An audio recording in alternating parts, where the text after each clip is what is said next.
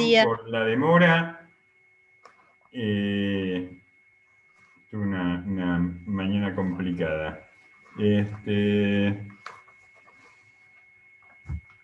Vamos a repasar un poquito lo que vimos la clase pasada, a introducirnos a lo que vamos a ver en esta, el equipo que tiene que dar Marx lo va a hacer en 15 minutos. ¿Quiénes son los que tienen que exponer a Marx? Nosotras. Morena, Dayana. Lorena y Lucía. Lorena y Lucía. Bien, perfecto. Bueno, les pido que me esperen un segundito. La clase pasada habíamos abordado el texto de Nisbet.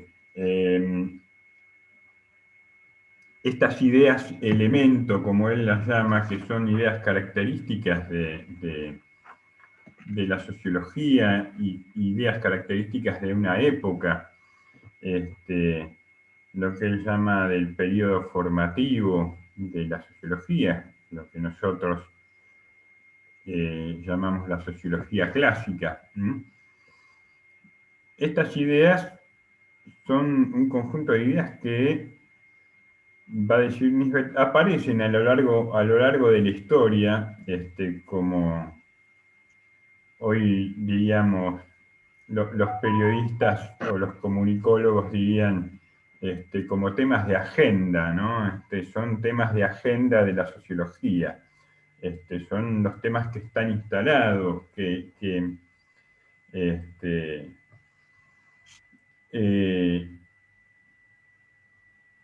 estas ideas eran las de comunidad, autoridad, estatus, lo sagrado y la alienación.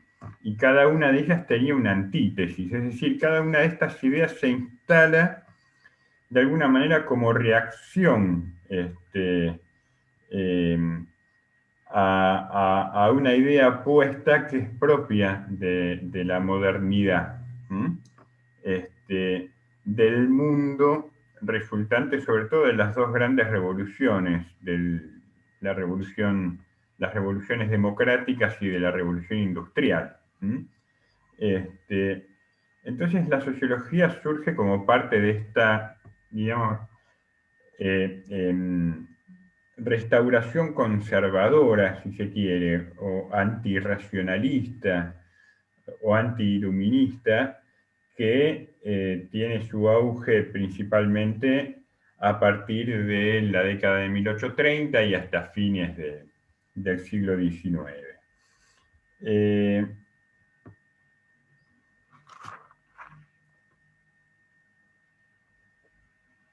Entonces Nisbet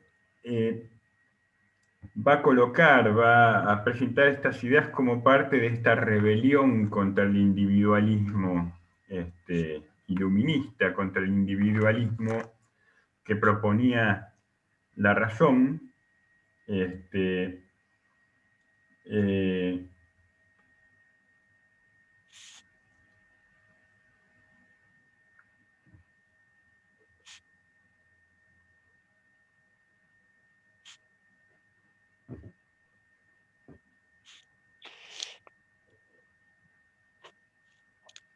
les voy a pedir un segundito que me voy a buscar los anteojos porque no puedo leer. Tengo mis apuntes con las letras chiquitas y me estoy volviendo viejo y ya me doy cuenta que si no tengo los anteojos me cuesta mucho leer mis apuntes.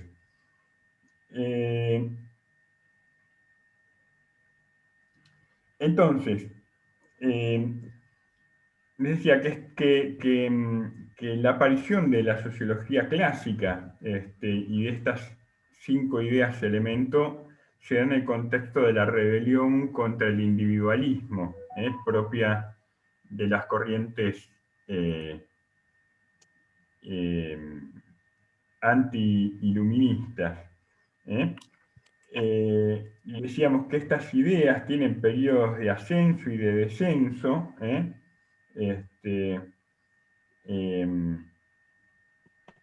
pero que claramente se sitúan en un movimiento contrailustrado, ¿no?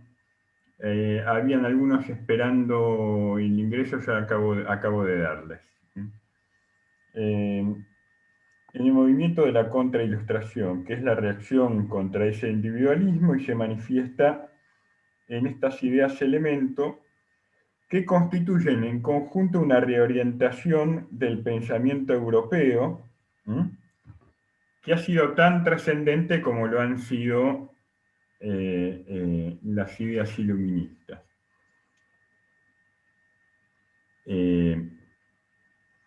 Es el tradicionalismo, de alguna manera, que reacciona, que se revela contra la razón analítica. Es la rebelión del comunalismo contra el individualismo. Es la rebelión de lo no racional, de la voluntad, de la pasión, contra lo puramente racional. Y esta reacción no solo se da en la sociología, se da prácticamente en todos los ámbitos de la cultura, ¿no? En la literatura con el movimiento romántico, en la filosofía, en la teología, en la jurisprudencia, en la historiografía. En este sentido, dice Nisbet, el individuo racionalista es asediado por teorías que se apoyan en la reafirmación de la tradición, teorías que hubieran resultado tan repugnantes a Descartes como a Bacon, a Locke como a Rousseau. En el segundo capítulo que hay para leer, el segundo apartado que hay para leer del texto de Nisbet, Nisbet nos va a decir que esta reorientación del pensamiento social va a dar lugar a tres grandes corrientes, corrientes políticas y corrientes teóricas también. Esta reorientación del pensamiento social es resultado o respuesta a ciertas crisis y estímulos precedentes de los grandes cambios en el orden social. La aparición de nuevos actores, la crisis y la desaparición del antiguo régimen, todavía no aparecía, no se visualizaba cómo podía llegar a constituirse un nuevo orden. Entonces estaba instalada esa idea de que había un desorden permanente, ¿no? Y surgen estas tres corrientes ideológicas del siglo XIX, que de alguna manera arrastraron a los grandes sociólogos. Veíamos, volvemos siempre al texto de Jeffrey Alexander, las presuposiciones generales, los momentos más abstractos, más a priorísticos del continuo científico tienen que ver con estas cuestiones, ¿no? Tienen que ver con esas presuposiciones generales, y esas presuposiciones generales también tienen que ver con el componente ideológico, con la ideología de cada autor. Cada uno de los padres de la sociología o de los exponentes de la sociología clásica va a estar cercano, va a estar emparentado con alguna de estas tres grandes corrientes de pensamiento, con el liberalismo, con el radicalismo y con el conservadurismo. ¿Qué es cada una de estas corrientes? El liberalismo, va a decir Nisbet, es una corriente propia, obviamente tributaria de los filósofos naturalistas. Ya hemos visto a quien es considerado el padre del liberalismo político, a John Locke.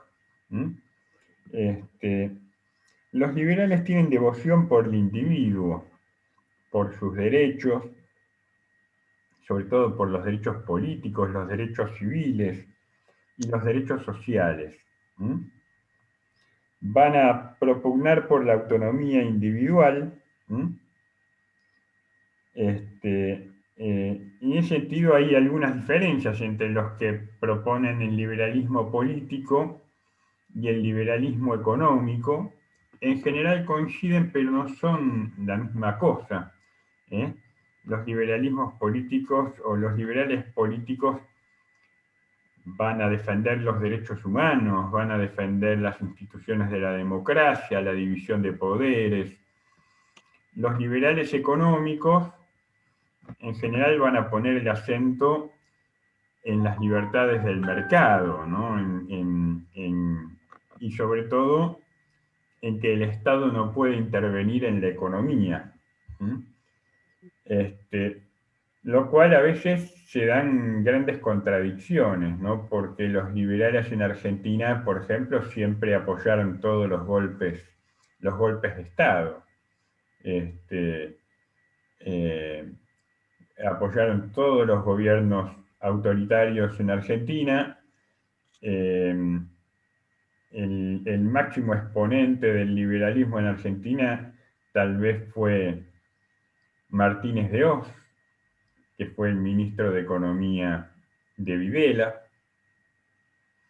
Otro gran exponente del liberalismo fue el capitán ingeniero Álvaro Alzogaray. Los liberales económicos, hoy tenemos exponentes extremos, diríamos, de este liberalismo que se ha tornado en un neoliberalismo o anarcoliberalismo en su posición extrema, con este personaje grotesco que se llama Milei, ¿no? Que es muy, muy mediático.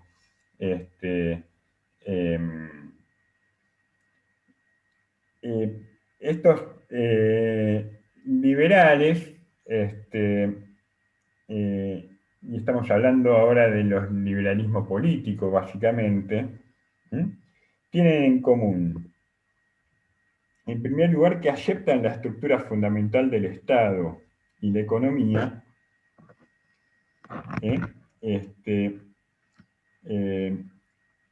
no consideraban indispensable a la Revolución Francesa. Si bien son deudores de la Revolución Francesa, los liberales en general piensan que el progreso hubiera llevado a la realización de los ideales democráticos de igual manera. En segundo lugar, los liberales tienen la convicción de que el progreso reside en la emancipación de la mente y el espíritu humano de los lazos religiosos y tradicionales que los unen al viejo orden. Por eso son deudores, de alguna manera, del iluminismo, del pensamiento iluminista. La emancipación de la mente y el espíritu humano de los lazos religiosos y tradicionales. Los liberales conservaron la fe en la naturaleza autosuficiente de los individuos, propia del iluminismo, una vez liberada de las cadenas corruptoras de las instituciones, la Iglesia, el Estado, la familia, la tradición. Tocqueville, John Stuart Mill, Bentham, Spencer, son algunos de los exponentes de este liberalismo. Conciben al individuo aislado, automotivado y autoestabilizado.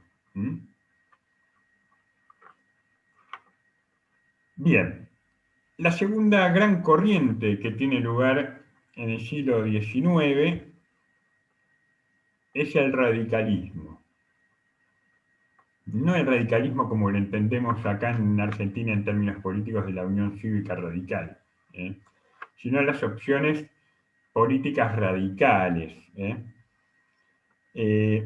Los radicales a menudo derivan del liberalismo y hacen causa común con él, en ocasiones.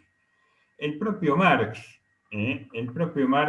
en más de una ocasión manifiesta su admiración por el pensamiento liberal. Él cree que ha tenido el liberalismo una tarea histórica, digamos, que fue la de barrer con el antiguo régimen y propiciar la consolidación del modo de producción capitalista. ¿Mm? Marx, como buen historicista, supone que la historia tiene etapas, esas etapas se definen en función de los modos de producción, y todo aquello que contribuya al desarrollo o el avance de la historia lo ve como positivo. Lo que él va a sostener también es que el liberalismo tiene que ser superado por el socialismo, ¿no? Dice, el liberalismo es solamente un escalón o un hito en el avance de la historia hacia el socialismo. ¿Mm? Entonces el radicalismo, decíamos, a menudo deriva del liberalismo y hace causa común con él. Impera, no obstante, una mentalidad muy diferente, va a decir Nisbet. Subyace la creencia en el sentido de las posibilidades de redención que ofrece el poder político, su conquista, su purificación y su uso ilimitado. La vez pasada los compañeros que hablaron sobre la influencia del iluminismo, los compañeros y las compañeras, la influencia del iluminismo en la Revolución Francesa mostraron estas dos fases, ¿no? Lo que se llamó incluso el periodo del terror, la guillotina. Los radicales, digamos, van a acudir de alguna manera a justificar la violencia, la lucha armada para conquistar el poder.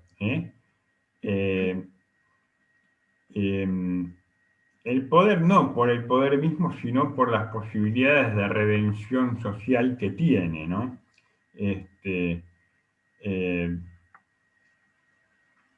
En pro de la rehabilitación del hombre y la rehabilitación de las instituciones.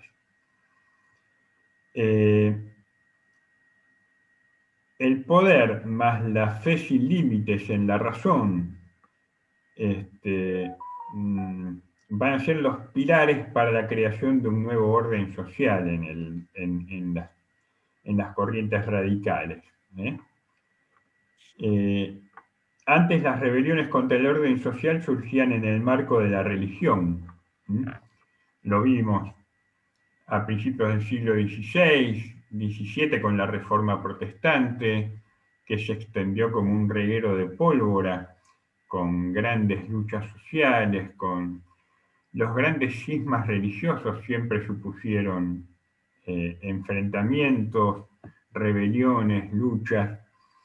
Dice Nisbet que las rebeliones propias del radicalismo en el siglo XIX, por primera vez son rebeliones netamente políticas, es decir, no tienen ninguna motivación de otro índole, sea religiosa, sea ética, sea moral.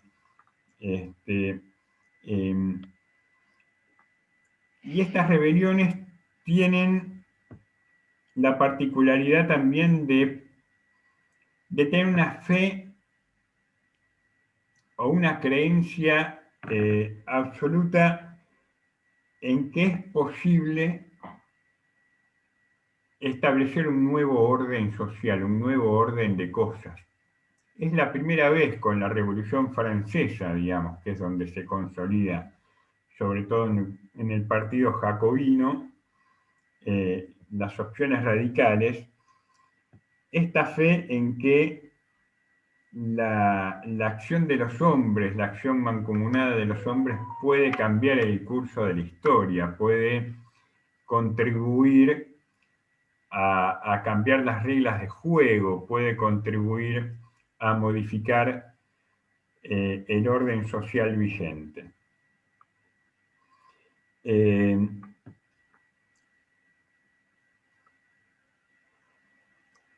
Entonces, dice Nisbet, antes las rebeliones contra el orden social surgían en el marco de la religión. Las rebeliones de los husitas, los anabaptistas, los niveladores, los tembladores, la reforma protestante, etcétera, etcétera, perseguían objetivos religiosos.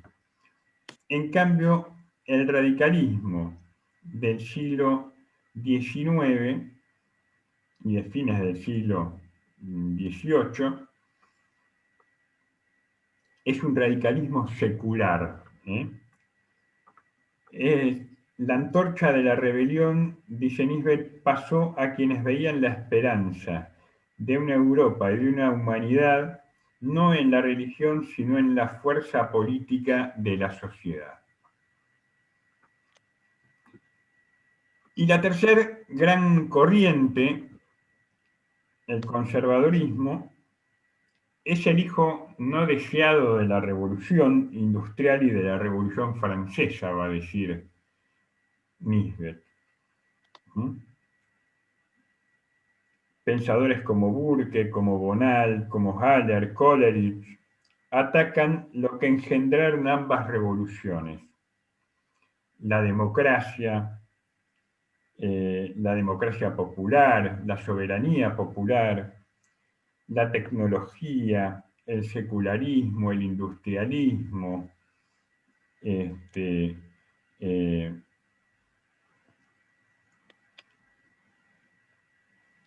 si el ethos del liberalismo, el ethos es la esencia, ¿no? Dice Nisbet, si la esencia del liberalismo es la emancipación individual y la del radicalismo es la expansión del poder político al servicio del fervor social y moral, el ethos del conservadurismo es la tradición, esencialmente la tradición medieval.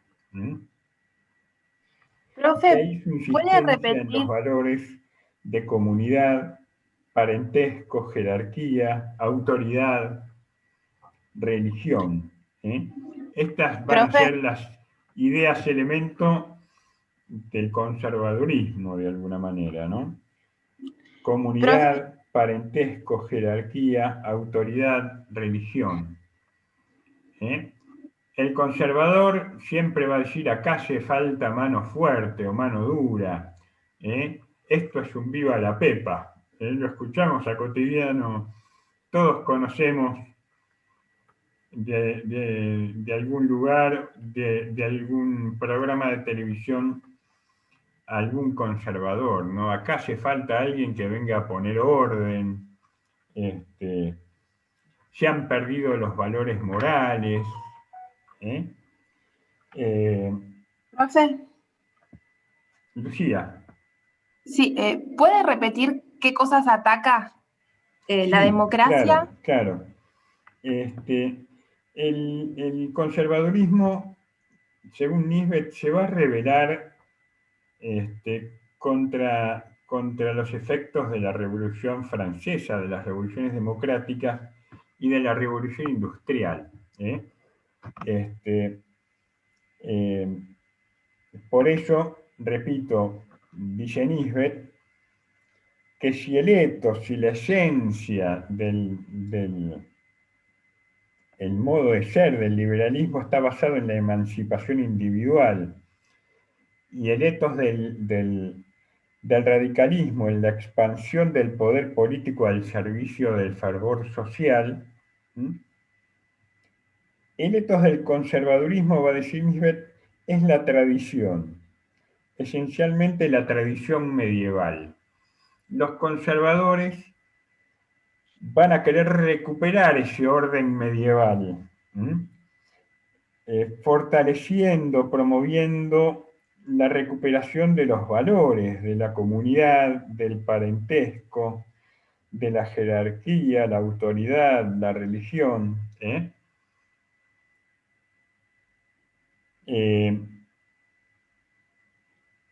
Y el conservadurismo permanentemente está expandiendo sus premoniciones de un caos social coronado por el poder absoluto, ¿no? Si los individuos son arrancados de los contextos de estos valores por la fuerza de las otras ideologías.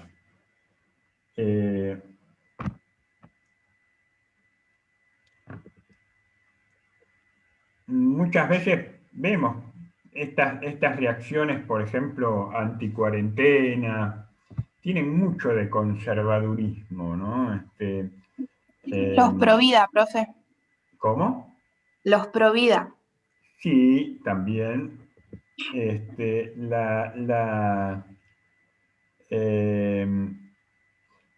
esta idea de buscar teorías conspirativas, ¿no? De buscar teorías conspirativas todo el tiempo. Desde que la pandemia es un invento, la crearon los chinos para dominar el mundo, hasta que es un negociado de los grandes laboratorios para vender más medicamentos, pasando porque es transmitida a través de las redes 5G. Todo aquello que no se puede explicar se combate, ¿no? Y siempre hay que buscar un chivo expiatorio. Esto es propio del conservadurismo, ¿no? El conservadurismo frente a lo nuevo, frente a aquello que no puede manejar, se retrae, como el caracol en su caparazón. El conservadurismo se pliega, se repliega sobre sí mismo y sobre sus valores, ¿no? En tiempos de incertidumbre, hay que volver a la religión, volver a acatar la autoridad, respetar las jerarquías sociales, la familia, la comunidad. Para los conservadores el orden institucional no deriva de la razón, sino de la historia, igual que la tradición. El conservadurismo basa su ataque contra las ideas iluministas del derecho natural, la ley natural y la razón independiente sobre la proclamada prioridad de la sociedad y sus instituciones tradicionales con respecto al individuo. Para los conservadores, por ejemplo, lo importante es la nación, ¿no? El nacionalismo, o algunas corrientes nacionalistas van a estar muy emparentadas con el conservadurismo. Esta idea de que el individuo tiene que sacrificarse en función del colectivo, en función del todo social. El conservador va a odiar al iluminismo y en especial a Rousseau. Los conservadores tienen un especial encono con Rousseau, al que van a llamar profeta de lo pasado, ¿no?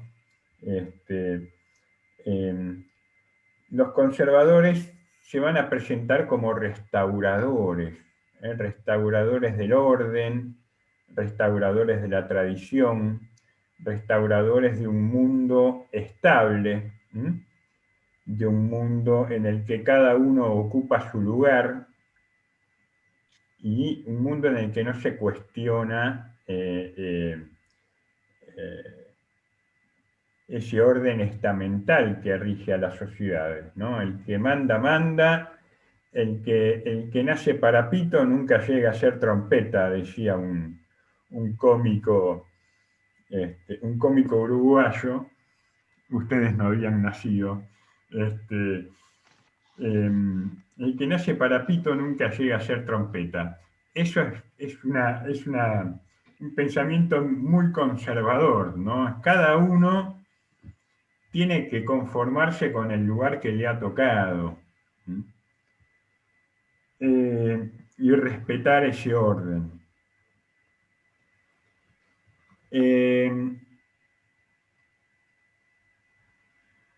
Burke, Hegel, Bonal, Maistre, Chateaubriand, Saint-Simon, Comte, Lepley, Durkheim, son algunos exponentes de este pensamiento conservador. Digo, nos ponemos todos dentro de la gran bolsa del conservadurismo, sabiendo que en muchas cuestiones han tenido grandes diferencias entre ellos. Ciertas tesis conservadoras, por ejemplo, la idea de la existencia de una conciencia colectiva,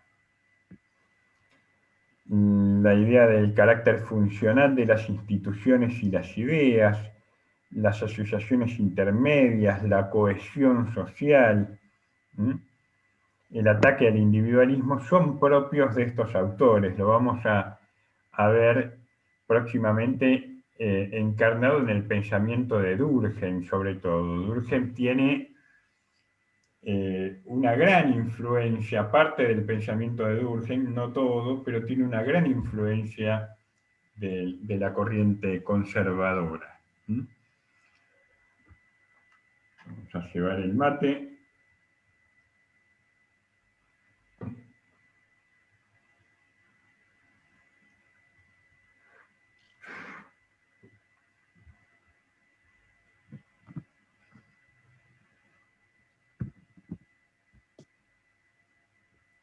Los conservadores alzan su voz,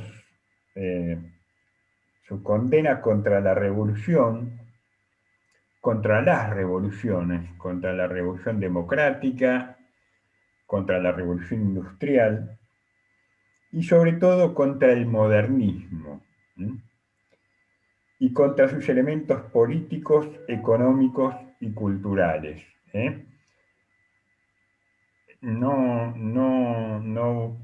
No voy acá a describir el modernismo, estos movimientos que dieron origen al mundo moderno.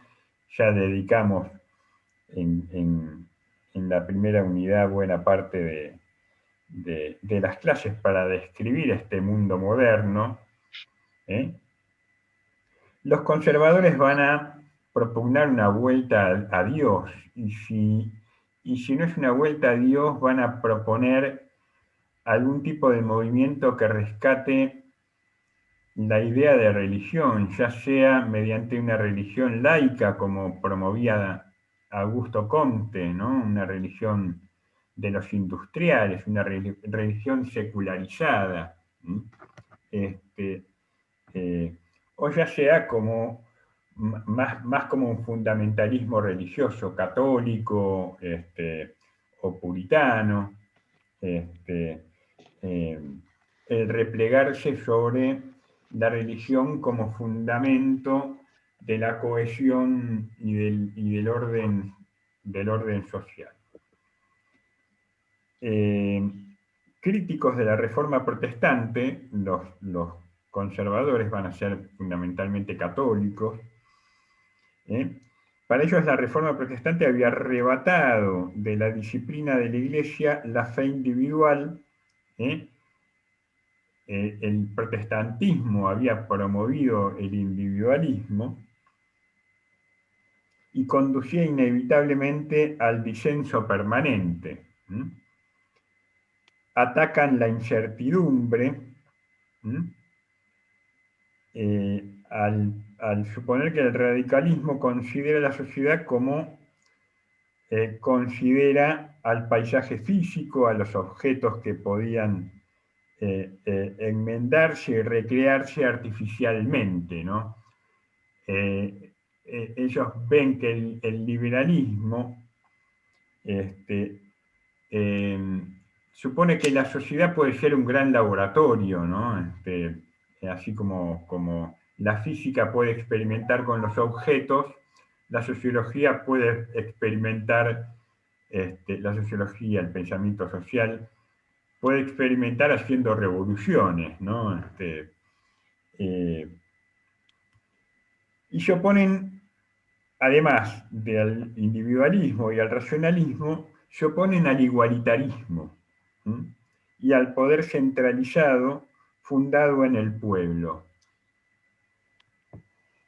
No hay enemigo peor para los conservadores que el individualismo, que el racionalismo y que el igualitarismo. Lo que van a atacar es esto, la idea de que los hombres son iguales. Te van a decir, no, cada uno, y es otra parte del conservadurismo que toman los liberales económicos, la idea de la meritocracia. La idea, algunos van a justificarlo en función de la sangre o de la cuna, van a decir, no todas las personas son iguales, ¿no?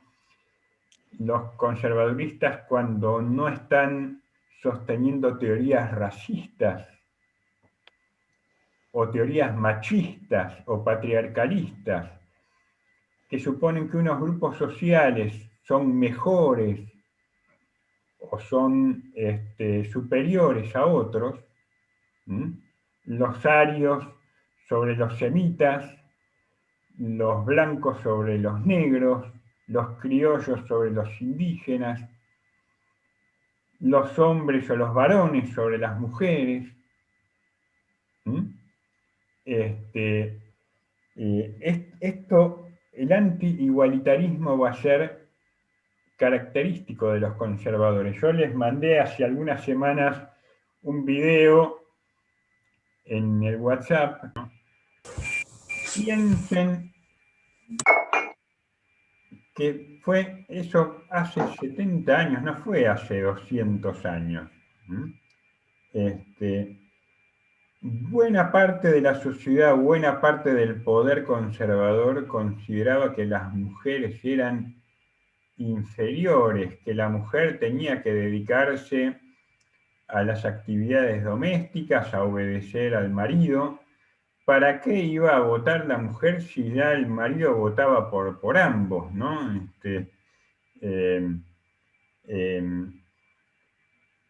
Algunos de estos trogloditas todavía hoy siguen sosteniendo con mayor o menor vergüenza estas actitudes.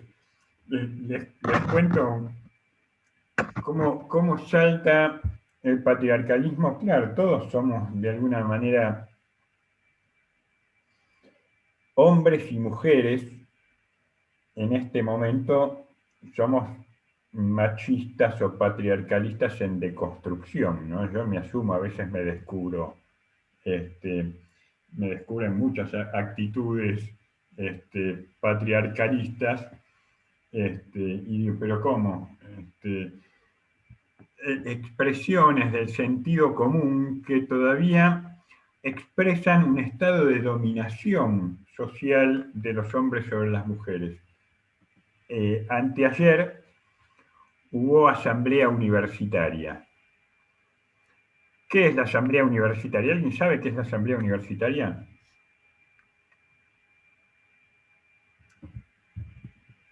Bueno, estaría bueno que como estudiantes universitarios lo sepan. Como estudiantes universitarios ustedes tienen ciudadanía, es decir, participan del gobierno de la universidad.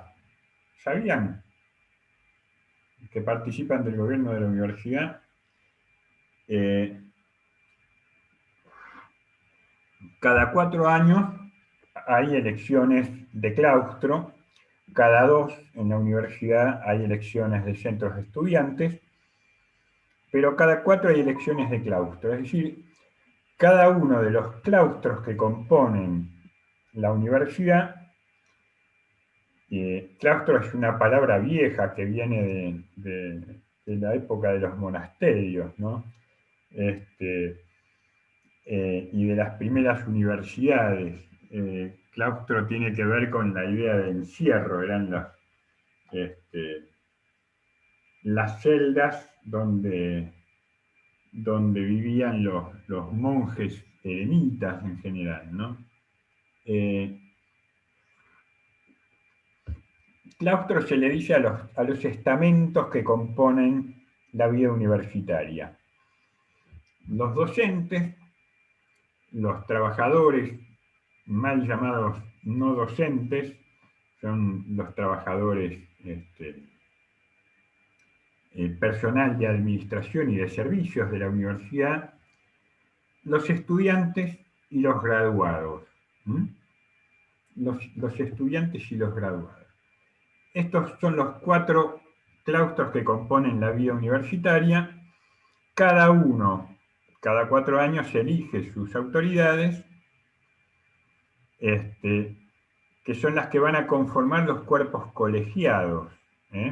La universidad, nuestra universidad está organizada no por facultades, sino por departamentos. Tenemos 3 departamentos y una escuela, el departamento de Economía y Administración, el de Ciencia y Tecnología, el de Ciencias Sociales, donde buena parte de los aquí presentes tenemos pertenencia, y la escuela universitaria de artes. Cada uno de estos departamentos y la escuela tienen su consejo departamental.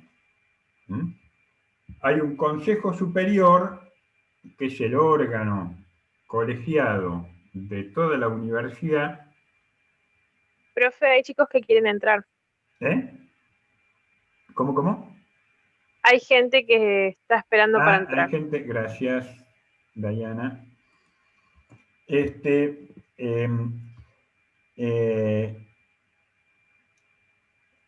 Entonces, cada consejo es el órgano de gobierno de los departamentos y el consejo superior es el órgano de gobierno de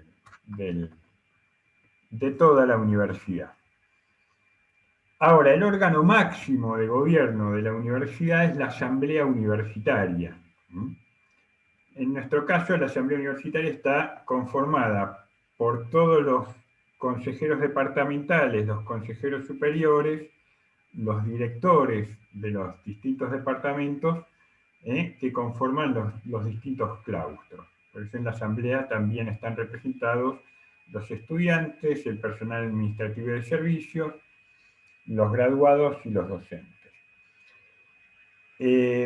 Como este año no se puede llevar a cabo elecciones, este es un año electoral, por razones de fuerza mayor, por la pandemia, el rector convocó a sesión extraordinaria de la Asamblea Universitaria para que aprobara, para proponer prorrogar los mandatos existentes del rector, del vicerrector, los directores de los departamentos y de todos los órganos colegiados, hasta tanto la normativa a nivel nacional permita reanudar las clases presenciales y convocar a elecciones y realizar el proceso electoral. Eso es lo que se aprobó el otro día. Un consejero por el claustro de graduados, hablando de la universidad, de la crisis, del ahogo presupuestario que tuvo la universidad durante los 4 años del gobierno de Macri, el ahogo en el financiamiento, de que sin embargo se hicieron un montón de cosas, y ahora la pandemia, dice, al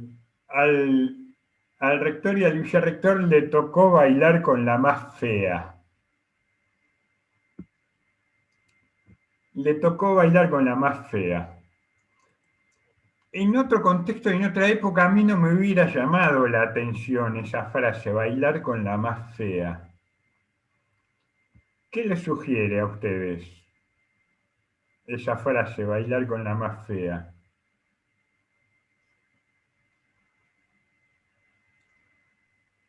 Y que le tocó lo peor. ¿Cómo? Que le tocó lo peor, digamos. Claro. El bailar con la más fea es una frase del sentido común que supone, pero claramente machista, ¿no? Hacía alusión a aquel que no conseguía pareja en el baile y que tenía que conformarse a lo último del baile con las opciones que ya no quedaban, ¿no? Para decirlo de alguna manera no tan brutal.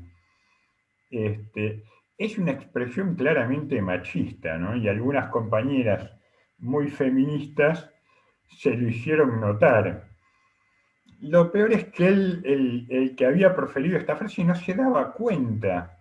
Dice, bueno, perdón si hería alguna susceptibilidad, quería aclarar, y cada vez que quería aclararlo, la embarraba más, ¿no? Me quería decir, con esta frase quería decir que no le fue sencillo, que no tuvieron muchas opciones, que por eso dije bailar con la más fea. Y entonces las feministas le saltaban a la yugular, las feministas y los feministas también, con razón. Pero quiero decir, estas características del conservadurismo muchas veces están arraigadas en el pensamiento y en el sentido común, ¿no? Forman parte de nuestro lenguaje cotidiano, y no nos damos cuenta que terminan legitimando un orden de cosas que supone un orden de poder, un orden de dominación, ¿no? En este caso de dominación de los hombres sobre las mujeres. Para terminar con esto y dar paso a Marx,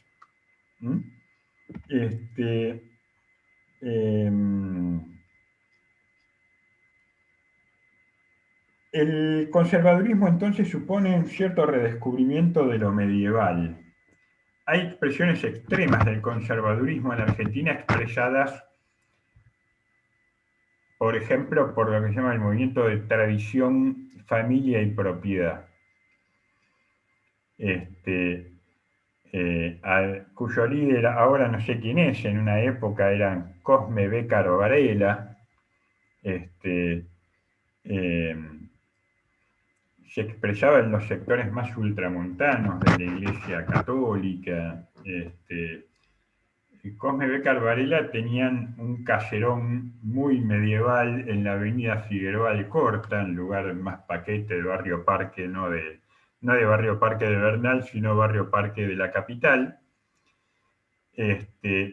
Uno pasaba por ese caserón y tenía unos blasones medievales con escudos medievales, estandartes, banderas, con muchas cruces y mucha simbología.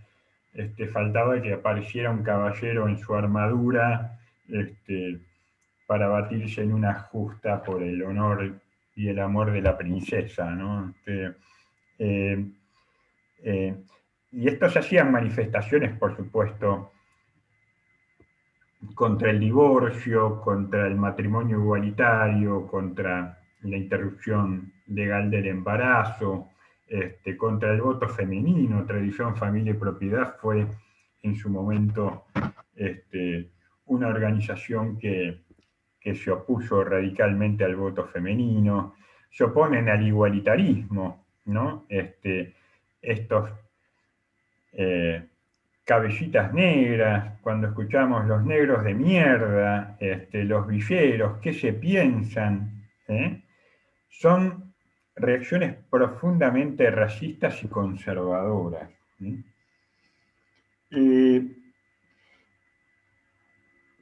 Este medievalismo tiene una relación fuerte con la sociología, sobre todo con la sociología positivista. La vez pasada habíamos hablado de Augusto Comte. Augusto Comte era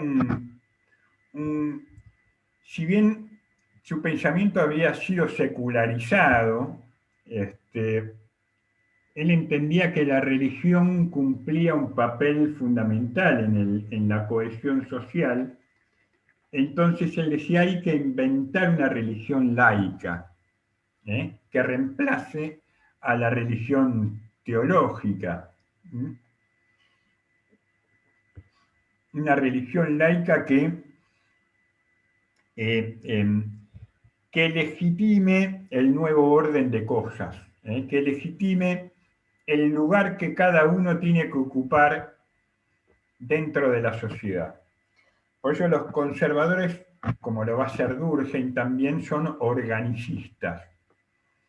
¿Qué quiere decir organicistas?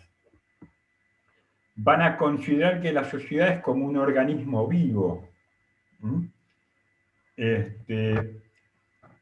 organismo vivo está organizado en función de sistemas, ¿no? Y esos sistemas están organizados en función de órganos, y esos órganos están constituidos por células.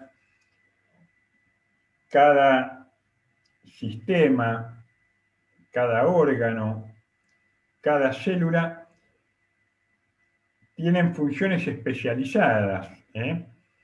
Una célula o el corazón no puede cumplir la función del hígado, el hígado no puede cumplir la función de los pulmones, pero todos colaboran solidariamente para sostener la totalidad del organismo vivo. Cada uno en su función, cada uno en su lugar.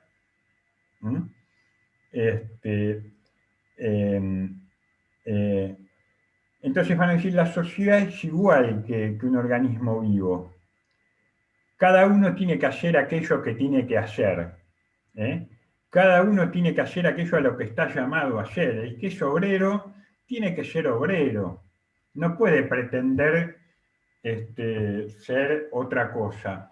El que obedece tiene que obedecer, y el que manda está llamado o destinado a mandar. Porque eso contribuye al funcionamiento del orden social. Por eso los conservadores son conservadores, porque tratan de conservar esa estructura de funcionamiento, ese sistema, tal como está.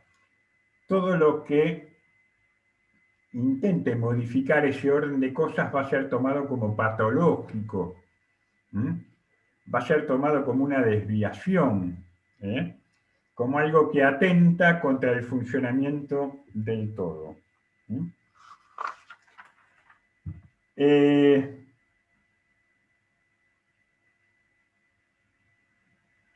Por último,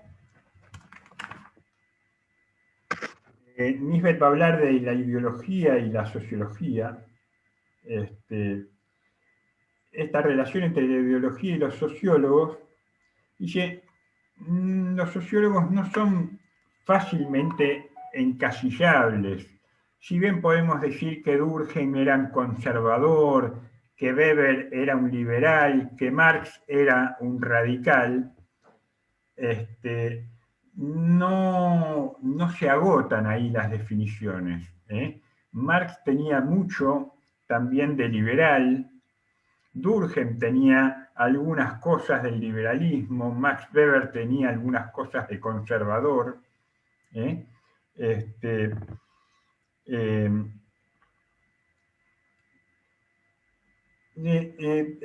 Estos sociólogos expresan una suerte de tensión entre los valores del liberalismo político y los valores del conservadurismo humanista o cultural.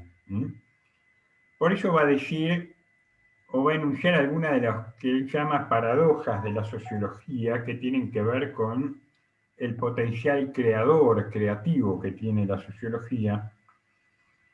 Y dice, si por sus objetivos, valores políticos y científicos que defendieron sus principales figuras, debe ubicarse a la sociología dentro de la corriente central del modernismo, por sus conceptos esenciales, sus perspectivas implícitas, debe ubicarse mucho más cerca del conservadurismo filosófico.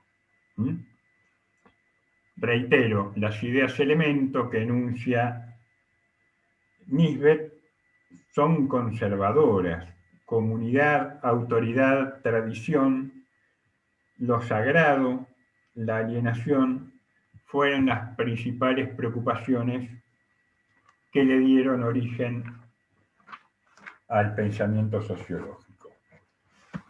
con esto cerramos Nisbet. Le voy a dar pista a Florencia Andreaño, que está hace un ratito pidiendo entrada. Y pasamos a las compañeras que tienen que presentarnos nada más y nada menos que la biografía de Karl Marx. Una encuesta a nivel mundial entre intelectuales, universitarios, sociólogos, filósofos, antropólogos, para determinar cuál fue el filósofo más importante, más influyente no solo del siglo XIX, sino prácticamente de la modernidad. Y el gran ganador fue Karl Marx, ¿no? El siglo XX fue una gran discusión política a nivel global, geopolítica, entre las ideas marxistas y las ideas liberales, ¿no? Así que bueno, las chicas nos van a contar por qué Marx fue tan importante. Esperen que les habilito.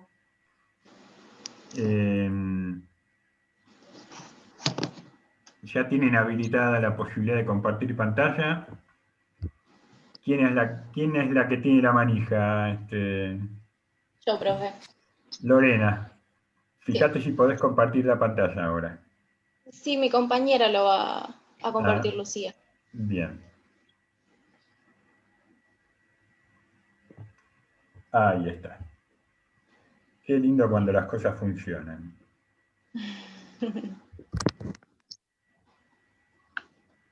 Bien. Bueno, yo voy a empezar con la biografía. Karl Heinrich Marx nació el 5 de mayo de 1818 en Treveris, Prusia, Alemania. Él procedía de una familia de clase media, judía, pero que fue convertida al protestantismo en 1824. Lucía, si podés correr la diapositiva. Sí. Debido a su padre, que era abogado, empieza a estudiar Derecho en las universidades de Bonn y Berlín. En esas mismas universidades empieza a tener contacto con la izquierda hegeliana. Entonces se decide dejar Derecho y empezar a estudiar Historia y Filosofía. Se recibe y recibe su tesis doctoral en la Universidad de Jena, titulada Diferencias en la filosofía de la naturaleza de Demócrito y Epicuro. También en Berlín entra en contacto con los jóvenes hegelianos. Eso va a ser importante. Luego de esto, quiere trabajar como profesor en la universidad, pero lo rechazan. Entonces empieza a trabajar como periodista en la Gaceta Renana. Era un periódico diario de la oposición liberal de la zona más industrializada de Alemania, y que trataba sobre la política, el comercio y la industria. Él, además de ser el escritor, en un futuro fue el redactor en jefe, y esto fue lo que lo llevó a un contacto directo con los problemas políticos y sociales en esa época en Alemania. Ese contacto directo es con la humillación y miseria de los trabajadores en esa época, en la que trabajaban 14 horas, no tenían salario familiar, los niños y mujeres trabajaban lo mismo, se trabajaba los domingos, no había vacaciones, no había jubilación. Entonces, ese contacto es lo que fue lo que le dio un giro al pensamiento de Marx, ¿no? Y lo llevó a adoptar una actitud crítica ante la teoría del estado de Hegel. Después de esto, él se casa con Jenny, la foto de arriba, ahí él está con su esposa, y en ese mismo año censuran la revista debido a las publicaciones que hacían sobre esta realidad social y política, ¿no? Entonces cierran la revista y él se va a París con su esposa. Luego, en París él hace muchas publicaciones y colaboraciones que después lo vamos a ver. Y también en esta época empiezan sus estudios, ¿cómo se puede decir?, de la economía política, ¿no? También estudia a Adam Ricardo y a Smith, que eso es importante. Y también entra en contacto con su compañero y amigo Friedrich Engels, que es el que está abajo de la foto, que literalmente va a ser su amigo y compañero hasta la tumba. En 1845 Marx es expulsado de Francia y se traslada a Bruselas. Allí continúa su actividad política e intelectual. En 1847 se asocia a la Liga Comunista, de nuevo en colaboración con Engels. Redacta los principios y objetivos de la misma recogidos en el conocido Manifiesto Comunista, que van a hablar más adelante mis compañeras, que es publicado en 1848. En ese mismo año se produce la dicha revolución del 48 y es expulsado de Bruselas. Va a París, Colonia y Viena, donde conoce a la Liga de los Justos, que pasará después, gracias a los impulsos de Marx y Engels, a ser la Liga de los Comunistas. Entonces se establece, después de eso, se establece definitivamente en Londres, y su situación familiar siempre estuvo amenazada por la enfermedad y la penuria económica. Pero como ya dije, Friedrich Engels, su amigo, siempre estuvo para ayudarlo. Bueno, puedo decir que el periodo de 1848 a 1843 es el periodo revolucionario que tiene Marx. Y bueno, durante esta época estudia con detenimiento a los economistas liberales, porque está convencido de que solo desde la base de un profundo conocimiento del sistema capitalista es posible la revolución. Y entre las obras que hace en este periodo se destaca la crítica de la economía política y El Capital, que sería su obra principal, que también vamos a hablar después. Marx fallece el 14 de marzo de 1883 y es enterrado en el cementerio londinense de Highgate. Y bueno, creo que va a seguir mi compañera. Bueno, sigo yo, amplío un poco esto de los lugares donde escribió. Como dijo Lore, estuvo en la Gaceta Renana, que tomó contacto con las realidades sociales y clasistas, y escribió muchas crónicas donde denunciaba al Estado como que resguardaba los intereses de los empresarios y no de los trabajadores. Y como ella ya mencionó, después estuvo como presionado y tuvo que dimitir. Después en el 44 estuvo en París y escribió el Anuario Franco-Alemán, que incluyó 2 artículos como conocidos y bastante extensos que se llamaban La cuestión judía y La filosofía hegeliana del derecho, donde escribió una frase que es como muy conocida, que es: la religión es el opio de los pueblos. En el 45 se instaló en Bruselas y trabajó mucho con Engels, con la primera formulación del materialismo dialéctico, y escribieron La Sagrada Familia, La ideología alemana y Miseria de la filosofía, que este último era como un cuestionamiento sobre otro libro que se llamaba Filosofía de la miseria de otro autor. ¿Me pasás, Lu, la diapositiva? Ahí está. En el 47, llegó a Londres, esto también ya lo mencionó Lore, que estuvo en contacto con la Liga de los Comunistas y fueron ellos los que le encargaron como este documento que terminó siendo el conocido Manifiesto Comunista. Los que se lo encargaron, no, digamos, o sea, los que integraban la Liga de Comunistas eran principalmente artesanos alemanes emigrados. Bueno, y este libro lo hizo en colaboración con Engels. Después, en el 51, fue designado corresponsal del New York Tribune, que trabajó ahí 11 años y escribió más de 500 artículos y editoriales, un montón, varios los hizo con Engels, y fue al mismo tiempo donde empezó a preparar ya como los datos y los materiales principales para el Capital. Y ahí también hizo trabajos que contribuyeron al Capital, que fueron la contribución de la crítica a la economía política, teoría sobre la plusvalía y un nuevo esbozo para una crítica de la economía política. Es notorio, Morena, Marx trabajó 11 años escribiendo para el New York Tribune, sin haber pisado jamás la ciudad de Nueva York, ¿no? Todos los trabajos que escribía los escribía desde Londres, y los enviaba por correo al periódico de Nueva York. Y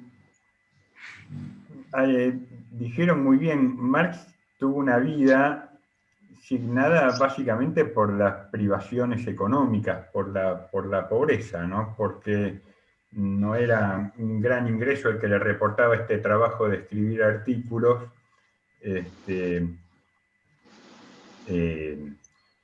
y bueno, seguramente ya lo va a mencionar alguien. El que lo financiaba a Marx era su gran amigo, compañero, camarada, y colega, Friedrich Engels, cuya familia tenía fábricas en Inglaterra, ¿no? Entonces hay más de una carta en las que Marx le escribe a Engels pidiéndole plata, contándole las penurias económicas que tenía, porque Marx era hoy diríamos, es un bestia, ¿no? Un tipo que escribía desde casi hasta cuando dormía escribía, estaba permanentemente pensando y repensando y retomando las cuestiones. Si hay un prototipo de intelectual, de sociólogo, la monumentalidad de la obra de Marx, del El Capital, por ejemplo, da cuenta de una mente muy compenetrada con los desafíos de su época, muy compenetrada con resolver los problemas, pero como él decía también, no se trata solamente de entender el mundo, sino se trata de transformarlo. Marx, además de un gran intelectual, era un político. No era un líder político, pero era en sí mismo un político, ¿no? Es el que funda la Internacional Socialista, tiene un rol muy destacado, como dijo Morena hace un rato, en 1847, en la formación de la Liga de los Comunistas. De modo que una de las características de la vida de Marx es esta, ¿no?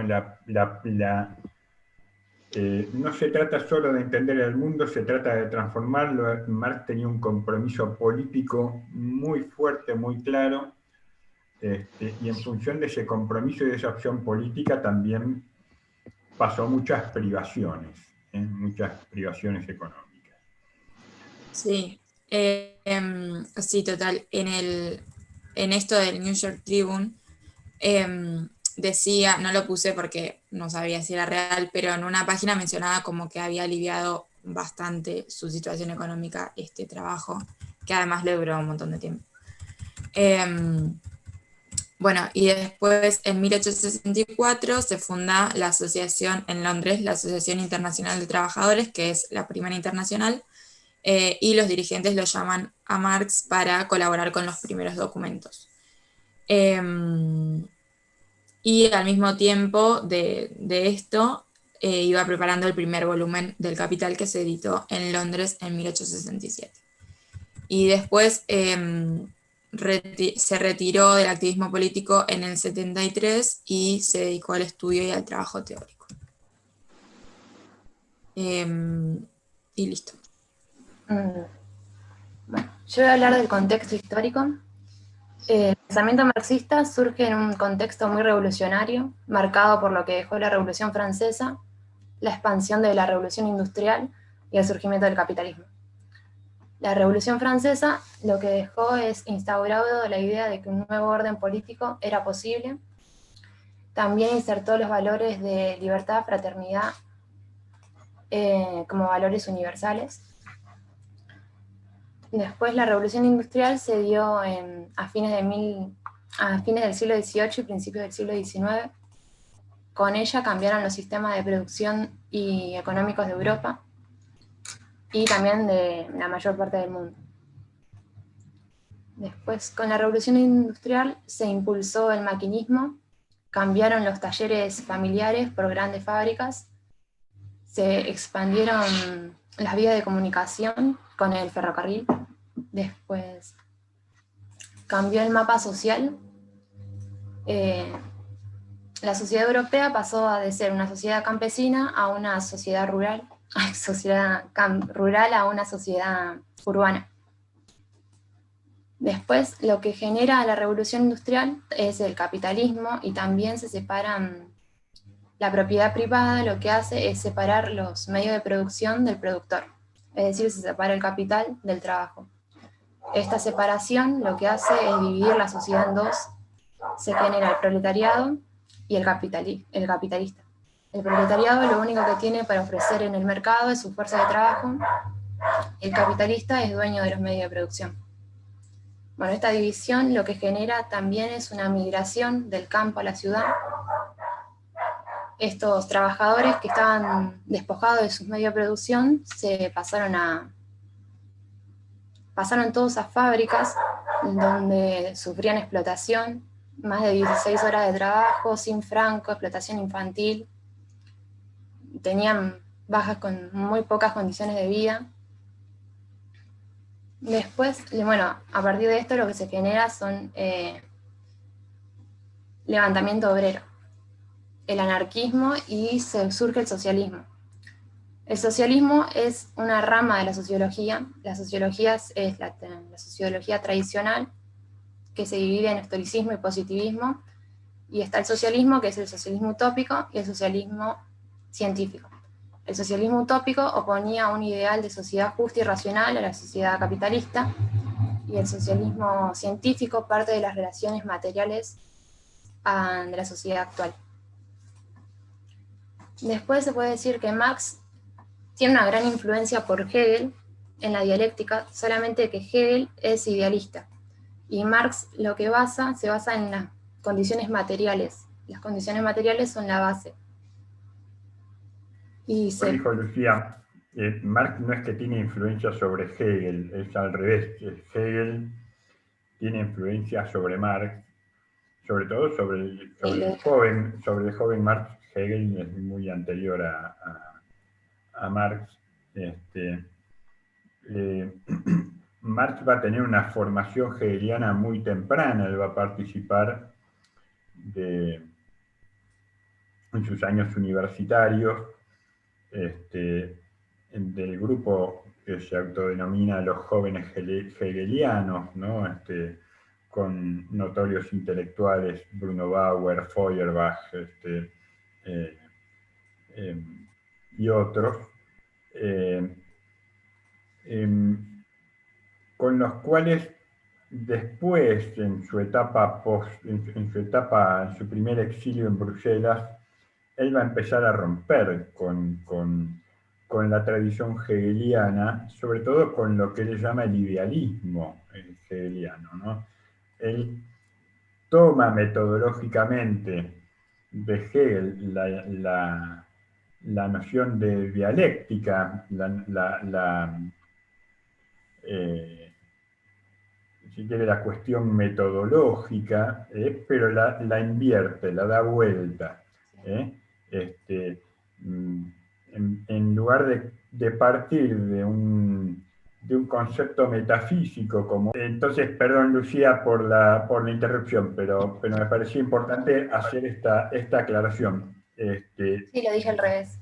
Marx lo que va a hacer es basarse en el pensamiento de Hegel, va a estar fuertemente influido en el pensamiento de Hegel, pero en algún modo va a invertir el esquema, se va a quedar con su idea de desarrollo histórico, con su idea de la dialéctica como el método de desarrollo de la historia, pero va a materializar ese esquema hegeliano.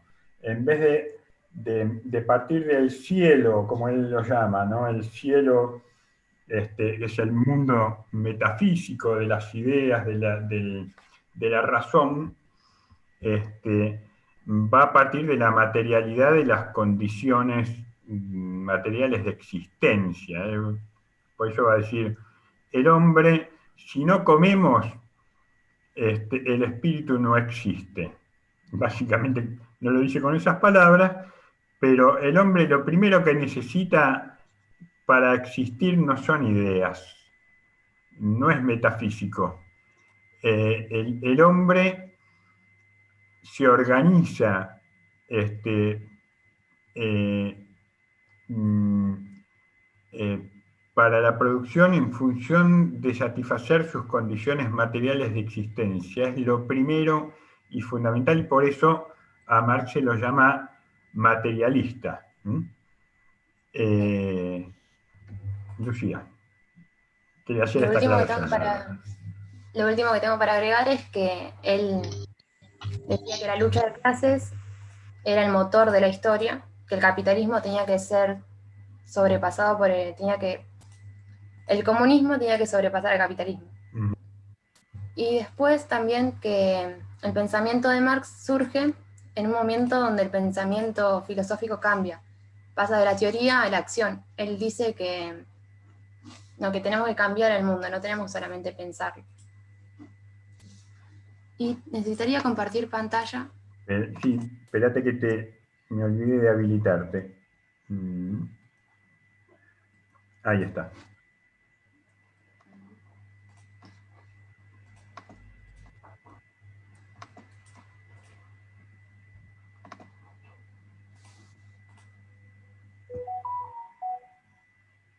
Ahí está.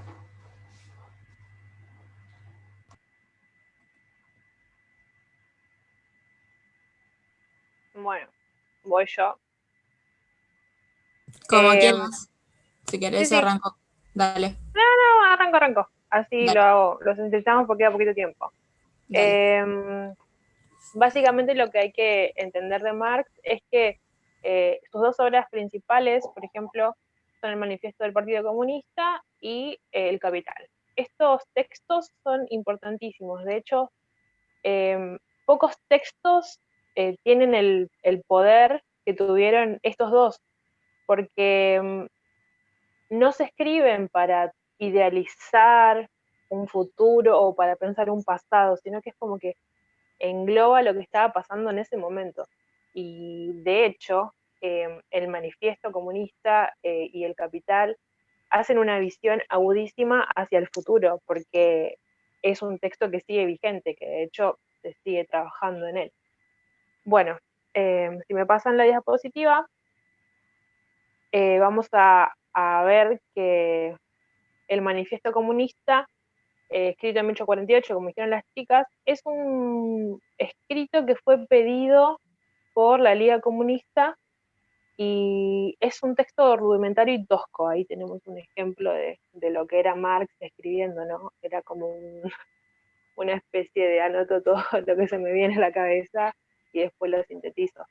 Una de las cosas que estaban diciendo las compas acerca de que, bueno, él estaba casado y demás, la mujer estaba hartísima de que el tipo se la pase horas escribiendo y que ellos no salieran adelante, digamos, porque tenían muchas necesidades. De hecho, además de que, de que Engels fue un aportante grande en su economía, también se dice, no estoy segura, de que fue un papagarrón, ¿no? De uno de los hijos de Marx, pero bueno, eso es otra cosa. Volviendo al manifiesto comunista, uno de los objetivos de ese tratado era el reconocimiento oficial del comunismo y separándolo también de lo que era el socialismo, porque el comunismo no era algo respetable en ese momento, ¿no? Pero se diferenciaba del socialismo porque el socialismo era un movimiento de la burguesía, era un movimiento ¿cómo se dice?, utópico, ¿no? Y el comunismo, en cambio, eh, buscaban eh, convencerse de la ineficiencia que existía en ese momento. Por eso el manifiesto se llama comunista y no socialista, ¿no? Bueno, ellos necesitaban sentar estas bases, realiza de una manera brillante una radiografía de lo que era la sociedad capitalista en ese momento, ¿no? Y ese es el núcleo central del manifiesto, ¿no? Ponerse a pensar qué pasaba. De hecho, es una obra de lo que se llama inmadura, porque no es que es estructurada y está científicamente escrita, sino que es como un descontento, o sea, es una acción política. Una de las cosas que decía el profe hace rato era de que Marx es como el primer escritor, digamos, que se manifiesta de manera política en un texto, ¿no? Denuncia en su obra. Y bueno, las ideas principales del manifiesto, bueno, son la diferenciación clara entre la burguesía y el proletariado, ¿no? Esto de que decía nuestra compañera, en su momento la revolución industrial hizo que los trabajadores se separen del medio de producción, no voluntariamente, ¿no? Porque son los capitalistas los que configuran la sociedad en ese momento y la configuran mediante esto, ¿no? Con la propiedad privada y apropiándose de los medios de producción, dejando a los obreros con lo único que tienen para sobrevivir, que es la fuerza de trabajo, venderla. Bueno, el campo se somete hacia el imperio de la ciudad porque la ciudad empieza a crecer y el campo no puede hacer nada. Los trabajadores no pueden hacer nada y eso es lo que él describe en el manifiesto. Analiza las vinculaciones entre la clase dominante y el Estado, porque dice que en el manifiesto también critica que el Estado responde a las necesidades de la burguesía. Y de esa manera se sintetiza este control hacia... Para Marx, el Estado es la junta que administra los intereses de la burguesía, ¿no? Claro. Los intereses, el Estado es una institución de clase, va a decir, en última instancia. Claro, y también porque los que, ¿cómo es? Me trago. Los que configuraban, los que conformaban, ahí está, el Estado en ese momento, no eran más que la clase dominante, porque un obrero no podía acceder al Estado. Exactamente. No estaba, de hecho, una de las se produjeron en ese entonces, al principio de la etapa temprana de la revolución industrial y ya entrando a la segunda parte, un montón de protestas de obreros que querían ellos participar de las elecciones o del parlamento en realidad, no querían formar parte, querían que el obrero pudiera formar parte del parlamento, cosa que no se respetaba, eran muy conservadores, como decía el profe hoy, no querían, como pasa ahora, ¿no? cómo Evo Morales, un indio, va a ser presidente, ¿no? Es algo como que, si pensás 200 años atrás, 250, Marx, ¿entendés? Es lo mismo, son muy conservadores. Bueno, básicamente el manifiesto presenta esto, y después la otra gran obra de Marx, que ya la escribe más adelante en su vida, ¿no? El manifiesto de 1848 y el Capital. Mucho más adelante, no me acuerdo bien el año, si me pasas la diapositiva, en 1867, bueno, son casi 20 años después, ya sí es una obra científica, digamos, bueno, es uno de los libros más influyentes de la historia y su importancia se ha manifestado hasta nuestros días, que de hecho... Después de la Biblia, es el libro que más se ha impreso en la historia de la humanidad. Es el título, digamos, en sus 3 volúmenes, que es el bestseller por lejos, y de hecho más muchas grande después de la personas, Biblia. Sí. claro, de hecho muchas personas que se refieren a este libro, por más que haya sido el más importante y demás, como pasa con la Biblia, todo el mundo lo conocemos, muchos no lo han leído, también dicen. Claro, Pero bueno, como la Biblia. es un... Claro, sí, tal cual. Es un libro que definió la época, porque fue como impresionante en su momento, ¿no? Al principio pensaban, ¿no? Bueno, ¿qué hacemos? ¿Lo traducimos a otras lenguas y demás? Bueno, no, ¿qué hacemos? ¿Lo traducimos en Rusia? No, si nadie lo va a leer. Bueno, después fue Rusia la que implementó, digamos, estas ideas que se producen tanto del Capital como del Sí, manifiesto. y hay que agregar algo. El Capital no, podríamos decir, es una obra que se terminó de publicar el último tomo después de que murió Marx. La propia influencia de Marx no fue tan grande en la vida de Marx. La obra de Marx, la mayor influencia la tiene, es una influencia póstuma. Sobre todo a partir de la década de las primeras décadas del siglo XX, con la Revolución Rusa, básicamente, ¿no? Pero con la expansión del comunismo por los principales países de Europa, sobre todo en Alemania, en Francia. Es recién ahí donde los textos de Marx, sobre todo el Capital y el Manifiesto Comunista, como bien han seleccionado ustedes, empiezan a tener una gran circulación, un gran éxito. Claro, y eso tiene que ver con lo que decía antes, de que son textos que es como que el tipo pensó hacia el futuro, y en su momento las personas no se daban cuenta de que lo que él estaba escribiendo realmente era lo que estaba sucediendo, ¿no? Esto de la abstracción, no había manera de que ellos porque de hecho la gente estaba convencida de que el capitalismo era lo mejor que le podía pasar a todos, ¿no? Menos a los obreros, obviamente, que la pasaban mal, pero bueno. Y bueno, el Capital tiene 3 tomos, de los cuales Marx escribió solo el primero. Después, los otros 2 tomos, Engels, como gran amigo y gran profeta de Marx, los terminó de entender y de sintetizar y de armarlos. Y en el Capital se analiza el mecanismo de la economía capitalista, básicamente, ¿no? Esto de que el trabajador vende su trabajo al capitalista y recibe un salario, el concepto de plusvalía, que es el trabajo no remunerado, digamos, que se apropia el capitalista. Eso Bueno, es lo una que de las vamos a ver en las próximas clases. sí. Sobre todo esta característica. Lo importante es que Marx lo que basándose sobre todo en la teoría económica de David Ricardo, un gran admirador de David Ricardo,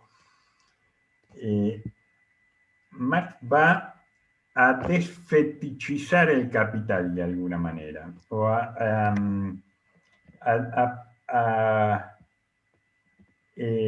hasta ese momento el capital era considerado, ¿recuerdan cuando vimos a Locke? Locke de alguna manera termina legitimando la acumulación de capital, la acumulación de las riquezas, porque dice, al aparecer el dinero, estos bienes que antes se desperdiciaban y era un pecado, era un crimen acumular bienes que se echan a perder, con la aparición del dinero se legitima la posibilidad de acumular. Claro. Esta contradicción no resuelta por Locke, que es retomada por David Ricardo, la va a resolver Marx. Marx va a decir el capital no es dinero, no es solamente dinero acumulado. El capital es una relación social. Esto lo vamos a volver sobre esto. El capital es una relación social de dominación, y supone un proceso de acumulación, de exacción, de alienación, de enajenación de la riqueza. No existe el capital si no hubiera, por un lado, si no hubiera esta escisión entre el productor, el trabajador y el capitalista. Si no hubiera esta escisión entre un trabajador desposeído de los medios de producción y un burgués que acumula y se apropia de ese excedente que produce el trabajador mediante su trabajo. Entonces, el gran hallazgo de Marx es es decir, el capital, señoras, señores, es una relación social de dominación. Claro, y además, bueno, que también se puede dar esta relación por el simple hecho de que, primero que la acumulación de plusvalor va a ser gigante, o sea, no se va a dar de manera, como se dice, moderada, sino que va a ser gigante. El capitalista ve que puede obtener esa plusvalía, esa ganancia a partir de no pagarle al trabajador lo que su fuerza de trabajo está dándole, y lo puede hacer también porque la revolución industrial va a generar una masa de trabajadores, una masa de desempleados que están dispuestos a cualquier cosa para poder trabajar. O sea, el que no te trabaja por 20 pesos porque es un sueldo bajo, vas a tener a otro que te va a trabajar por 10. Entonces el capitalista se aprovecha. El ejército industrial de reserva, ¿no? Claro. A ver, Sí. ¿Y qué? decimos en Argentina, ¿por qué los venezolanos o los bolivianos vienen a sacarnos el trabajo a los argentinos? Este es un claro argumento conservador, ¿no? Pero ¿qué sucede? El venezolano va a estar siempre, está dispuesto a cobrar sueldos de miseria. Viene dispuesto a trabajar para Rappi, para Globo, para pedidos ya. Marx lo llamaba esto, como bien decía Diana, un ejército industrial de reserva. Al capitalismo le conviene mantener un nivel de desocupación elevado porque eso deprime el valor del salario. Siempre va a haber alguien dispuesto a trabajar por un salario menor. Ese es otro gran hallazgo de Marx. Y estas cosas se van a ver reflejadas después en la película, los que estén en el equipo que tenga que exponer la película Germinal, esto aparece muy patente en la película, ¿no? En esa película, los trabajadores franceses de la mina en un momento se rebelan porque ya no pueden soportar más las condiciones de explotación ¿Y qué hacen los capitalistas de las minas?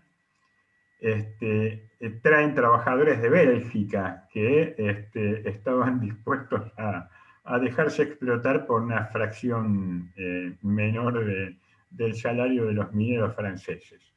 De modo que es así, sí, esto es la idea que vos señalás, Diana, es una idea central, ¿no?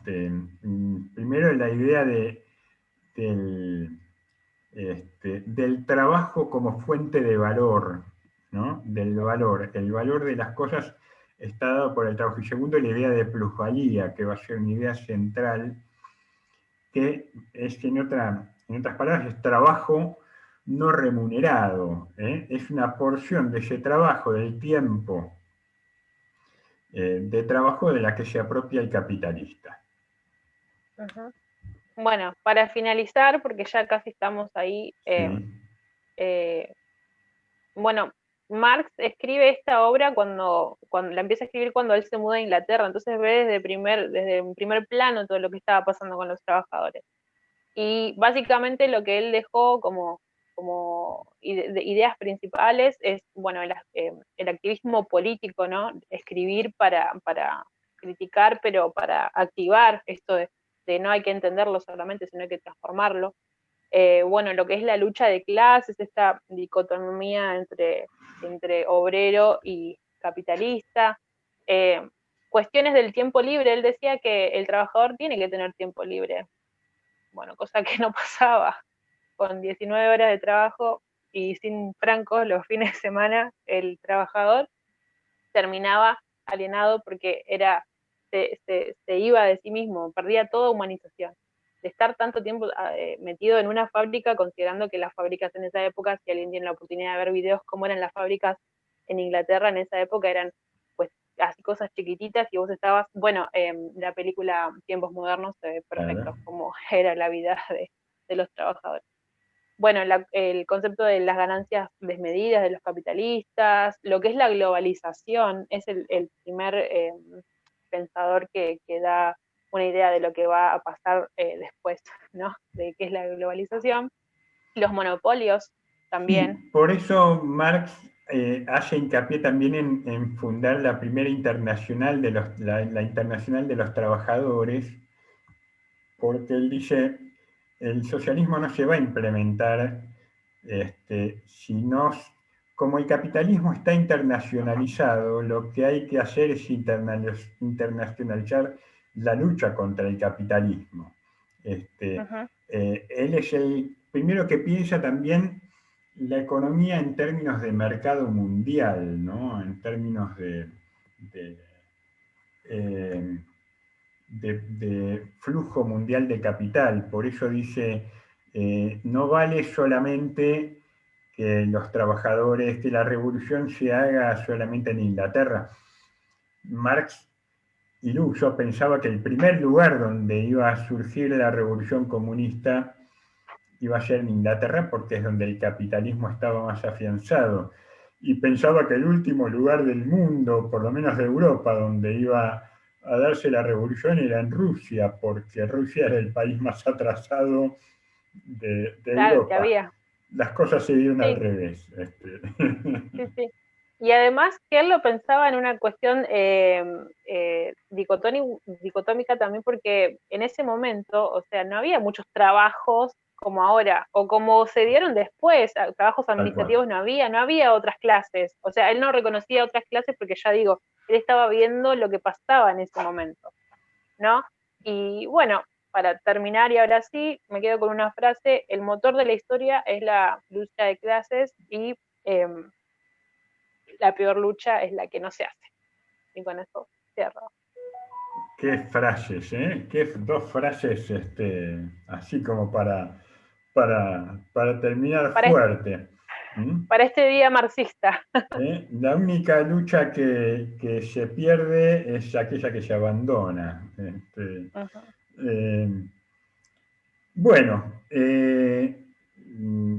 fabuloso. La verdad es que van manteniendo ahí arriba el estándar para los grupos que vienen. Muy buen trabajo, muy buena presentación. Las clases que viene, la próxima, yo voy a hacer alguna referencia más a Marx. Vamos a empezar con el pensamiento de Durkheim y con el pensamiento de Max Weber la siguiente. Pero va a ser una introducción, es decir, ¿qué es lo que vamos a ver en estas próximas clases? Cómo los autores van organizando su esquema teórico en dos ejes, en el cruce de dos ejes. Si tenemos las abscisas y las ordenadas, vamos a ver que en un eje, podemos decir, está la concepción general de la sociedad, es decir, cómo conciben que está organizada la sociedad capitalista. Y en segundo lugar, el segundo eje es cómo ellos consideran que es posible conocer lo social. Un eje más epistemológico y cognoscitivo. ¿Cómo es posible aproximarnos al conocimiento de estas sociedades? Así que vamos a dedicar un ratito la clase que viene a hablar sobre esto, y los compañeros y las compañeras que tengan que exponer Durkheim lo van a hacer en la segunda mitad de la clase. Profe, Sí, Paula. sí, tengo una consulta Consulte. del parcial. ¿Vio el cuadro? Yo tenía una duda. La otra vez también le hice otra consulta del cuadro, pero esta es otra. No sabía en la parte que habla, todo lo que habla del soberano en cada pensador, soberano y pueblo, digamos. Sí. ¿Eso iría en la parte de sociedad política y civil?